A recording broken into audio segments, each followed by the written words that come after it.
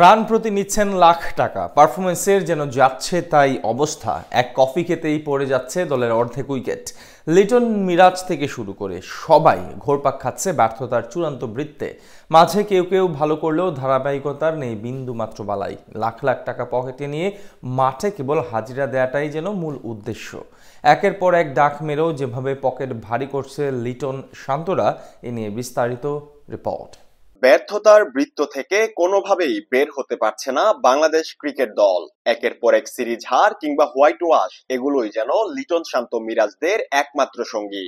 আরব আমিরাতের মতন দেশের সাথে সিরিজ হেরে পাকিস্তানের মাটিতে হোয়াইট ওয়াশ, এরপর লঙ্কানদের বিপক্ষে টেস্টের ভরাডুবি। গেলদিন ওয়ানডে সিরিজ হেরে আরো এক সিরিজ হারের পরিণতি বরণ করলো সোনার ছেলেরা। অথচ এসব ক্রিকেটারদের জন্যই ম্যাচ প্রতি লাখ লাখ টাকা খরচা করছে বিসিবি। তারপরও কাজের কাজ কিছুই করতে পারছে না। দুহাত ভর্তি টাকা নিয়ে বারবার হতাশা আর লজ্জাজনক ইতিহাস গড়তেই ব্যস্ত তারা।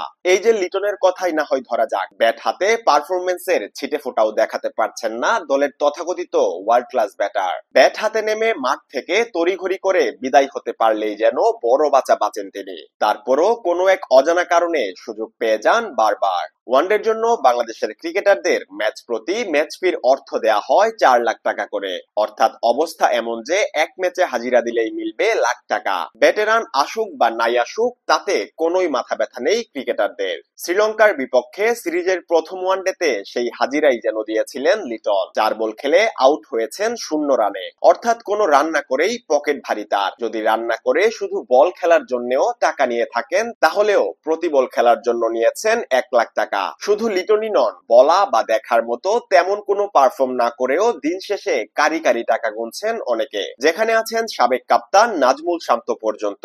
গেলদিন সিরিজ নির্ধারণীর মতো গুরুত্বপূর্ণ এক ম্যাচে নেমে ডাক মেরেছেন তিনি। অর্থাৎ লিটনের মতো কোনো রান না করে তিনিও পাবেন 4 লাখ টাকা।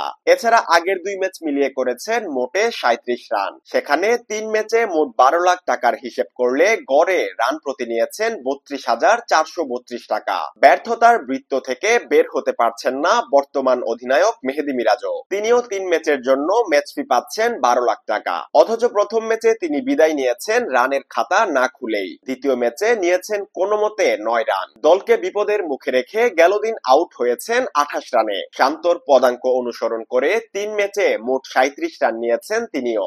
অর্থাৎ তার প্রতি রানের জন্যও বিসিবিকে গুনতে হবে সমান টাকা। কেউ কেউ আবার মাঝে সাঝে ভালো করলেও ধারাবাহিকতার নেই বিন্দু মাত্র বালাই। এই যখন দলের অবস্থা, কোনো রান না করেই যখন পকেটে ঢুকে কারি কারি অর্থ, তাহলে ভালো খেলারই বা বিশেষ প্রয়োজন কি? দিন দিন কালের অতল গর্ভে হারিয়ে যাচ্ছে ক্রিকেটের সোনালী দিন। বিশ্বমঞ্চে হাসির পাত্র হচ্ছে বাংলাদেশের সমর্থকরা। এই দিনের শেষটা আসলে কোথায়? উত্তরটা হয়তো কারোরই নেই জানা।